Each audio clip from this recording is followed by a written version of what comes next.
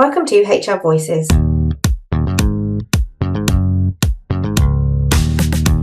podcast for independent HR and people professionals and the businesses they support.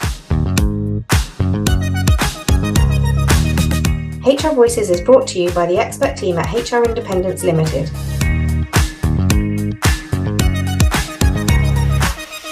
We hope you enjoy. Hi there, and welcome to the latest edition of the HR Voices podcast. I have my usual co-host with me today, Mary Asante. Hi, Mary. Hi, Charlotte. And we have a guest, as we often do. And our guest today is Emma Armstrong. Hi, Emma. Hi, Charlotte. Hi, Mary. Hi, Emma. Lovely to have you. Thank you very much for joining us. What we're going to do today is we're going to talk about supporting employees that perhaps have been going through domestic abuse, and to look at how employers can maybe help recognise what's going on and then support an employee through that. And I'm going to get Emma to do a much bigger introduction, but by way of introduction, Emma runs a group of refuges, so locations of safety, for people who are experiencing domestic abuse to actually be able to come away and seek a place of safety. And so she's got really great experience in this area. And I know she has done quite a lot of training and development for organisations on how they can support people, employees that perhaps are ending up in this situation. So Emma, your chance to tell us a bit about you. So give us an introduction. Who are you? What do you do? And where do you come from? Yeah, so my name's Emma Armstrong. I am a CEO of an independent charity called I Choose Freedom. I've been at the charity now for 12 years this year. I'm a survivor of domestic abuse myself, and obviously now a CEO. Started there actually as a play therapist many years ago and worked my way up into management. We run refuges and provide a path to freedom for survivors of domestic abuse. We can help 39 survivors and up to 65 children at one time. And we are the only refuge in Surrey that is fully accessible to any survivor. So we have 3 communal refuges for women and children, and then we have 8 self-contained spaces for any survivor of domestic abuse. And we've got refuges across East and West Surrey. Amazing. And I mean, you and I have known each other a long time, and you do, and your organisation do some absolutely amazing work. So thank you for that. And just, I mean, Mary won't, I don't know whether Mary will know this, but just tell me a little bit about your recent visit to the palace. What's that all about? So in October, I was asked to go to Buckingham Palace because I had been asked to take part in a recent documentary that aired. It aired on the 12th of November on ITV, and it was called Her Majesty Behind Closed Doors. And it was an hour-and-a-half documentary that looked into the importance of refuges, the need for long-term sustainable funding, and also the journeys and experiences of various survivors who have experienced domestic abuse and sexual violence. So yeah, I felt very honoured to be a part of it. I got to meet Her Majesty herself, and had a lovely event and day at Buckingham Palace. Amazing. You went for afternoon tea, didn't you, as well? With did. Queen Camilla. How posh is that, Mary? I mean, we haven't had that opportunity yet, have we? I'm hoping the MBE will follow shortly, but we shall see. Okay, we'll make a recommendation. And also, I was aware from sort of social media that actually it was Domestic Abuse Awareness Week as well. So have you been doing any activities around that? Yeah, so we always plan and do activities around things like International Women's Day. We've been focusing on sexual abuse and violence in the last week, but we do activities with our survivors in refuges that help to empower them, give them their confidence back and enlighten them, help to do things that takes their mind and focus off of what they've been through, but actually start to help them heal. So we've been doing things like poem writing, we've done painting, we've done cooking days. So anything really that survivors want to do. One of our activities was around asking them what it meant to them to be in refuge and what their life would have looked like if they hadn't come to refuge. And that was a really actually quite a difficult activity, because what we were hearing was that most of them feared that they would have been murdered if they were to remain in that abusive relationship. So it was heartbreaking, but equally really inspiring and empowering for us as staff to know the difference that we're making, and we are saving lives every day, which is really important. Emma, just to clarify for our listeners, in terms of who you support, is it mainly women and children, or is it anyone who suffered domestic abuse? Yep, so historically we only supported women and children, but in the last 2 years we have opened what we call our RAFA project, so Refuge for All Accommodation, and we're now able to help any survivor in our self-contained refuges. So at the moment we have got 2 males with us, and we have had several males, and we've had survivors from communities that face barriers in coming into communal refuges, so those from the LGBTQ plus backgrounds and communities, and also those from the Gypsy Roma traveller communities. We've also had survivors that have got mental health needs or complex health needs. We've had survivors that have come with disabilities, and that Refuge for All Accommodation is accessible to anybody that needs a space. Okay. So again, to help listeners understand, and I'm sure we can probably provide a link to your documentary, which will be useful information for anyone who hasn't yet seen it, and to go and see it. But for the purposes of people listening, what is domestic abuse, and at what point should somebody approach you or your charity for help if they are in that situation? Yeah. So domestic abuse is so much more than what historically it was believed to be. So I think for a long time people just assumed that there had to be violence within an abusive relationship for it to be abusive, and we still sadly now hear survivors say when they come to Refuge, it wasn't that bad, he didn't hit me. And actually domestic abuse is so much more than physical violence, coercive controlling behaviour, gaslighting, emotional abuse, financial abuse. There are so many elements and layers to an abusive relationship, and a lot of them can be quite subtle and actually not the obvious signs that you might see. So something that might appear to be, for example, at the start of a relationship, quite intense love, such as wanting to know where you are all the time or wanting to know who you're talking to, and it being sold to you as, well, I'm doing this to make sure that you're safe, and I want to know where you are, and I want to be with you all the time because I really love you, I'm falling in love with you. Those sorts of signs can be the start of love bombing, which can often then lead to other types of abuse within a relationship. In terms of when should somebody reach out, it's when they feel safe and able to. Leaving an abusive relationship is actually one of the most dangerous times in that relationship, because the perpetrator loses power and control over that survivor, and that can cause an escalation in the domestic abuse instances and also what abuse they're then subjected to. So it's always about yourself as your survivor. You've kept yourself as safe as you can for this long, so it's trusting your gut and listening to what your body is telling you, and just know that there is help available. And how can they get in touch with you or hold of you if they feel safe to do so? So the National Domestic Abuse Helpline is the first port of call, because that's available 24/7 and they can contact them for help. We as refuges, and all refuges across the kind of country that provide refuge spaces, we log on to a system through them where every day we confirm whether our refuges are full or whether our refuges have space. And if we have space, what size family can we accommodate? Because we have for example, a single room that would just be able to help one survivor, and then we have a family room that may be able to help up to 5 children and that mum or survivor.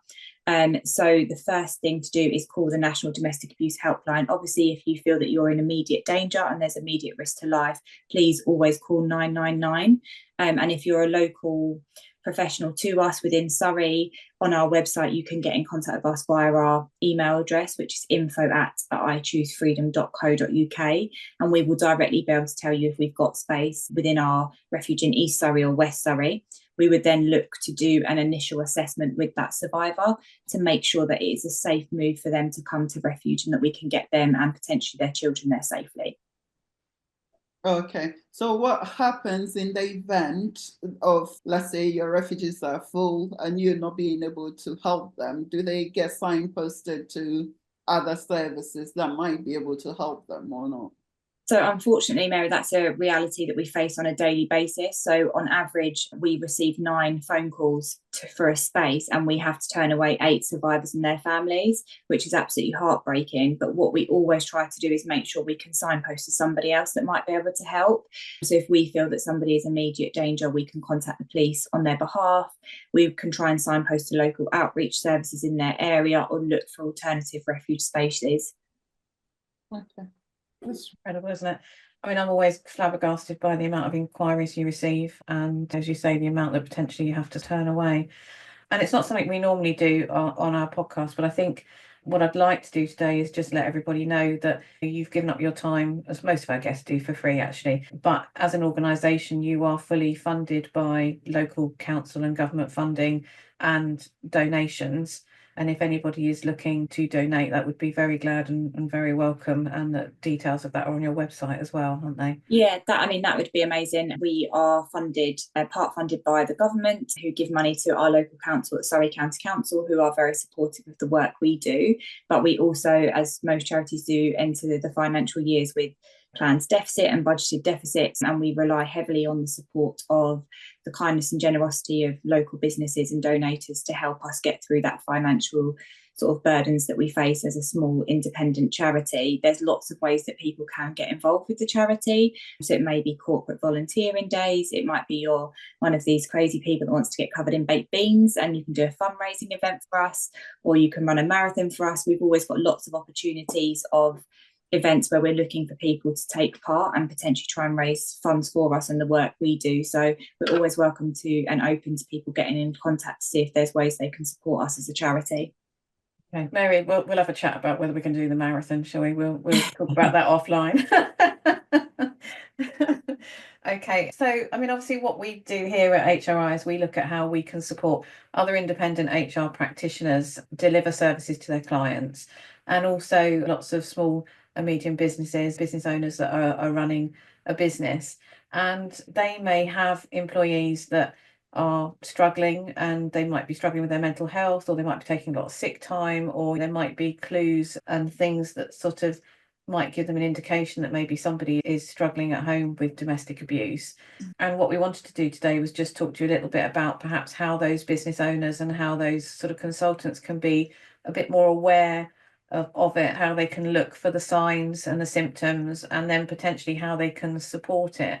And I know you've done some training around that for other organisations.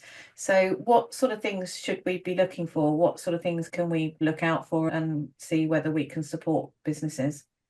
I think firstly, it's important to acknowledge that actually recognising domestic abuse can be really difficult. It's sometimes really difficult for the survivor that's in that situation to recognise and accept that actually they're in an abusive relationship.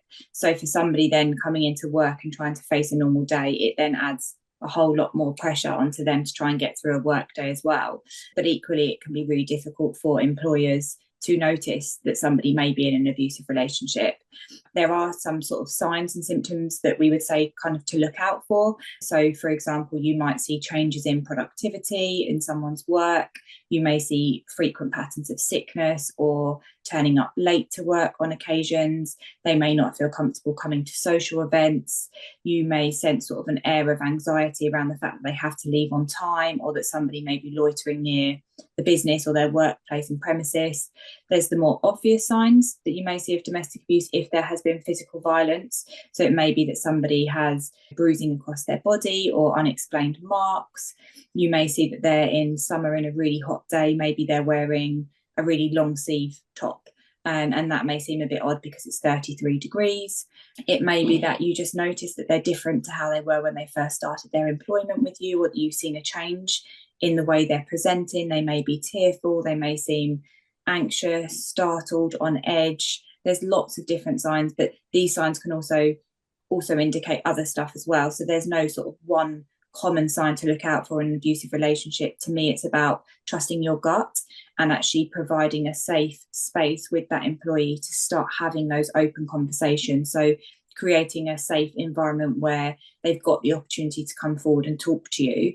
And that's things not judging if a disclosure is made. It takes a huge amount of bravery to leave a relationship and to even accept that you're in an abusive relationship.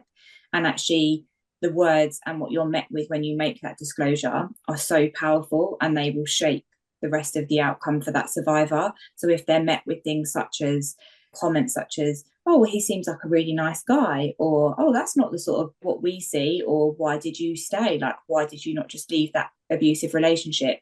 That sort of victim survivor blaming language is so damaging. And actually it just compounds what that survivor's already feeling, which is usually feelings of guilt, isolation, feeling ashamed, fear. and not understanding what's gone on to them. So a real confusion as to how I ended up in this situation. Why didn't I leave? Because they're asking themselves those questions already. They don't need to hear that from you. So it's around just opening that door to say, there's a door here, you can come and talk to me at any time if you feel comfortable to, just hearing what they're saying, be guided by them, because actually they've kept themselves alive the whole time they're in that relationship. So if they say to you, actually, you calling the police is likely to make things 10 times worse, listen to them and hear that, because you need to validate their feelings. They're so important. But yeah, not passing judgment, creating opportunities, not being afraid to ask questions. And you don't have to outright ask the question of, are you in an abusive relationship? Because the chances are that somebody is going to say, no, I'm not. But you can say questions such as, is everything okay? Is everything all right at home? You seem a bit distracted today. Is there anything you're worried about? Is there anything I can help you with? I'm always here if you ever want to talk. It's a safe space. There'll be no judgment. I'll be here to listen. You can also do practical things as well as employers, like putting up signs such as to say that there's a national domestic abuse helpline, or what your local services are, your outreach services are local to where your place of work is. And you can advertise things like that so that somebody may not feel they can come and talk to you, but actually there's a number there that's on the toilet or it's on the staff notice board where they can save that and potentially make that call when they feel like they can or they're ready to. I think creating the space within the workspace is very important from the point of view of actually if a lot of the abuse and restrictions, etc., are happening in the home, the escape into the workplace might be one of the places that the person can actually breathe and be able to maybe take steps towards finding help, etc. So I can see how powerful it can be for people in those situations to be able to work out and work towards seeking help for themselves and maybe loved ones who might be with them in that relationship. Definitely. So it's a really difficult time. It's difficult for both parties. It's difficult for the survivor, but it's also difficult to be somebody that doesn't really know what to say. And I think for a long time with domestic abuse, we've hid away from talking about it. There's been so many taboos and old myths and stereotypes. Even if we think of something such simple as domestic abuse was called domestic violence, and people still refer to it as just domestic violence, which implies that there needs to be physical violence within that relationship for it to be abusive. So we need to change a lot of the way that we talk about domestic abuse, but actually everybody plays a role in that, and everybody has a part in starting to have those conversations, even though they're difficult and they're hard. But we're never going to make movement in tackling domestic abuse if we don't start talking about these things. And I also think there's ways like having a domestic abuse policy, and that's something we as a charity can help with, is writing policies for you and your organisation, and also having your staff trained in recognising the signs of domestic abuse, so we can run one-day workshops, half-day workshops as part of continual professional development, and that better equips you with the skills to deal with disclosures if they're made, help you to recognise the signs, see the potential patterns, changes in behaviour, but then also equip you with skills around signposting to make sure that you know how to get the support to support that employee, and also to support you as well, because you will then be subjected to kind of the trauma that you might be hearing that that person has been through, which is really difficult. So it's a lot of this is about self-care and looking after yourself as employers as well, to make sure that you're creating an environment where your staff feel kind of valued, cared for, but also know that they can come to you with difficult situations and there's robust systems in place to support that. Yeah, I mean, it must be really worrying as a line manager if someone makes a declaration to you. I mean, obviously it's not your reality, but you must worry every night when you send them home from work and you don't quite know whether they're going to be okay and how they're going to be when they come in the next morning. So line managers do take quite a lot of the pressure on this, even though they're not in the actual situation themselves.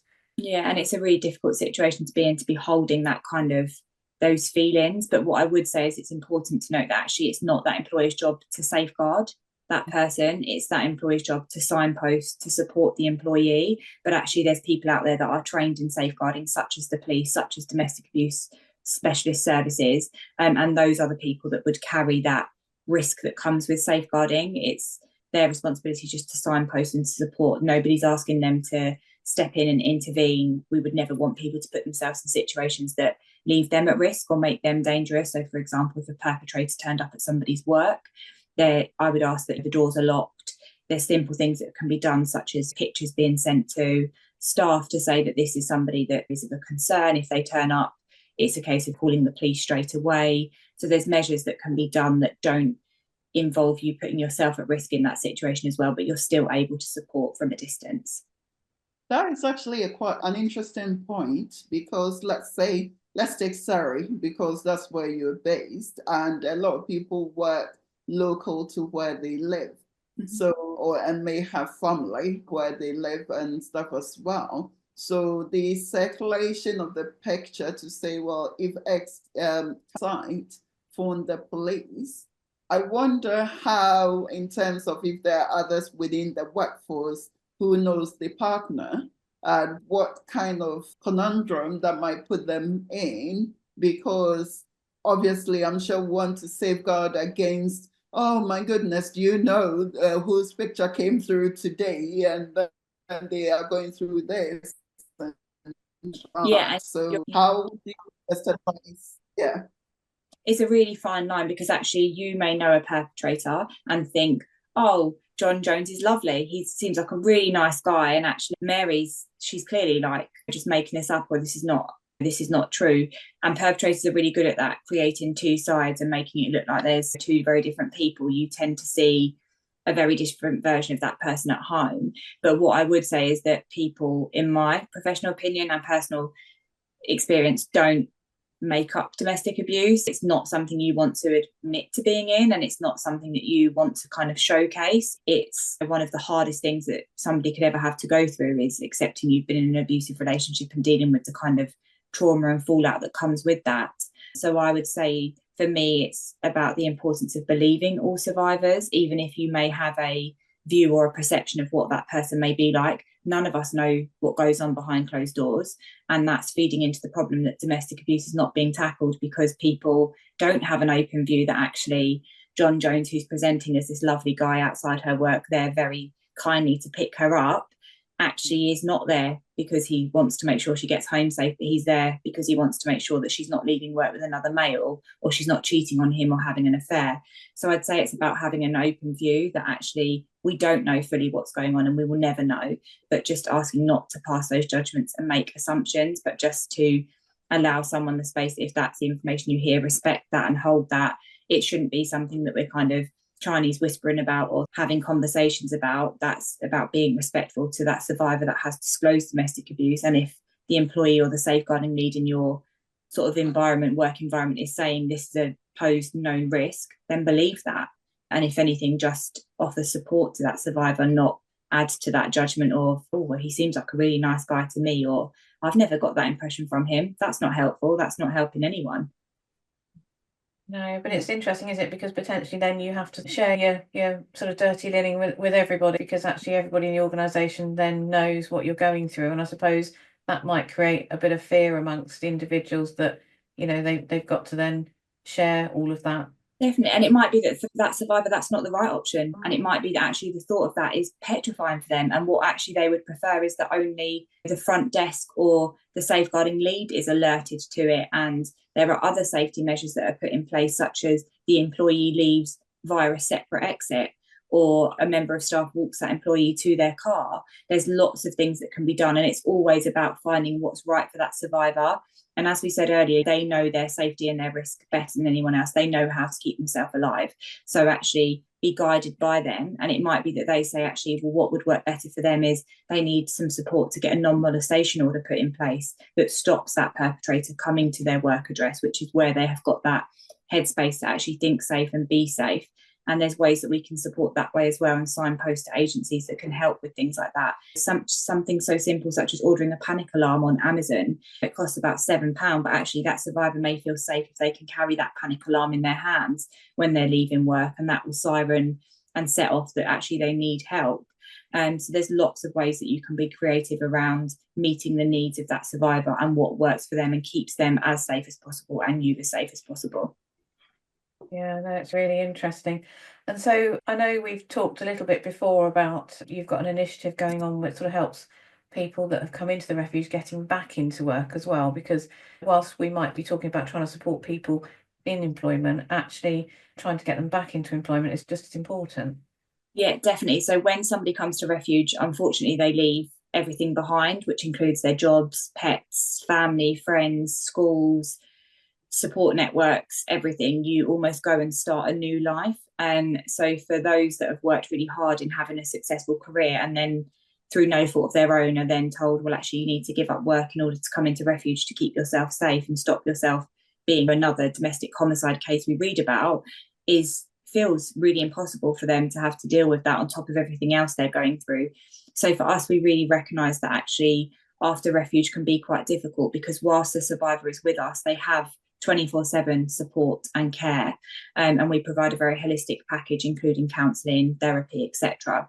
And then after that 6 to 8 months, when they're ready to move on from refuge and we've looked to rehouse them and resettle them in a house and property that's safe for them, they're then kind of back in the big bad world on their own. So we have started an initiative. We're in our first year pilot. We're about 5 months in now. So we sought some funding to support survivors that have been in refuge to get back into employment and education. So we've paired up with a professional CV writer who's also a survivor herself. So she really understands what our survivors are going through and experiencing. And we provide some support around CV writing, a cover letter, and also she does some sort of like mock interviews with them, because we all know that interviews are really daunting. And actually having somebody take you through some practice example questions and help tailor those responses can be really beneficial. And we also seek funds to provide them with £100 to buy something smart to wear for interview, and also £50 to buy a new pair of shoes. So we do like a full package, and we started the pilot in September, and we've already seen 3 survivors that were struggling to even get to being selected for an interview. They are now back in employment, which is amazing. And that has huge effects as well, because it helps them financially become more dependent, so we can get them hopefully back off relying on benefits. It improves their mental health because they're around people all the time. So there's reduced feelings of isolation. They can make new friendships, new social interactions. It provides them stability. And for most, it's a reason to get up in the morning, is they've got a focus. It's almost a bit of normality, isn't it? It's important, and then they can start to be self-sufficient and not dependent on the charity and everything that you do for them. I have to say, I think we're both in awe of what you've been telling us and what you do, which is incredible. It's such an amazing service and support for our employers and small business owners listening. I mean, we've already touched on the fact that it's quite difficult to do, and that there's lots of signs and symptoms. But what would you say would be your sort of top 3 tips for a business owner or a line manager or an HR manager that perhaps is looking to support someone in this situation they find themselves in? So I'd say keep an open mind. Don't rely on old myths, stereotypes, judgments, anything that you've heard in the past. Hear and listen to what the survivor in front of you is saying. Really think about your language and how open you can be, and how your response could shape whether they ever disclose again or whether they return to that abusive relationship. Language is so powerful, and consider the language that you're using. And don't be afraid to ask for help. There's not somebody that knows everything about domestic abuse. There's not somebody that knows everything about how we should work in the police force or children's services or in HR, or how is the best way to stack a shelf in Tesco. Like, we're not all experts in everything. So don't be afraid to say, actually, I don't know what to do in this situation, but look around and signpost for people that can support you and that have got expertise in that field that can help you. So yeah, hopefully that's helpful. I think, isn't it, Mary? And I think it does come back to that line managers do wear lots and lots of different hats, but you don't have to be the expert in everything. And no one's asking you to be. Nobody's saying you have to know every single sign of domestic abuse, and you have to have known how you should have identified it and how you can get that survivor safely out of that abusive relationship. It's just about creating that space that somebody is able to say, I need help. And then let's work together and look at a plan. HR can support, charities like us can support. You can drop us an email and we can obviously help, and where we can. There's lots of agencies such as Women's Aid, Refuge, Safe Lives. There's lots of local outreach services. There's people out there that can really help you to make a difference to someone's life. Yeah, and I think, are you aware of any plans potentially for the government to do a bit more around this for employers? Because we've got lots of different types of leave that come in. I mean, if somebody does make a declaration, an employer then is potentially under a duty to try and, give them time, space, maybe sickness time, maybe time off to deal with matters. I mean, I know from the work I do with you, it's not as simple as just moving out and leaving everything behind and moving into a refuge. There's lots of stuff that needs to be done from an admin perspective and an access perspective to things like bank accounts and all sorts of bills and what you do and don't pay and how you relinquish yourself from agreements, from things like mortgages and rental agreements and things like that. So there's a lot to do. And I guess employers might be expected to help with some of that time. Yeah, I think I would always encourage that the government and everyone, we can always do better. And there's always things that we can do and get better when it comes to supporting those employment that are going through an abusive situation and need help. So there's lots of practical things, such as you said, giving time off, being flexible around working hours to accommodate that they might need to go to a solicitor's appointment, allowing them space and time within their working day to do that in a safe office, that there's a private and confidential space at work, potentially paying for some counselling for that survivor, 12 sessions of counselling so they don't have to wait 8-10 months on the NHS to be seen a couple of times. It may be that you can provide some financial support if they're struggling to pay for a non-molestation order. So I would love to say that I've heard that the government are doing more. Currently I haven't. I think the biggest battles with the government at the moment are around us trying to secure long-term sustainable funding for services like ours. We were at a point where we were looking at exit plans up until sort of a couple of weeks ago because we had no future funding from the 1st of April. So I think the priority for the government at the moment should be, and I mean, they've sworn to halve violence against women and girls in a decade. So those need to be the focuses, but absolutely we need to be looking at what support is given to employers. And for me, it should be like a legal statutory requirement that they have domestic abuse training, they have a domestic abuse policy, and they have a protocol that is supportive of survivors with things like what can be done to support them to get out of that relationship and during that transitional period, such as things like legal advice, maybe free legal advice.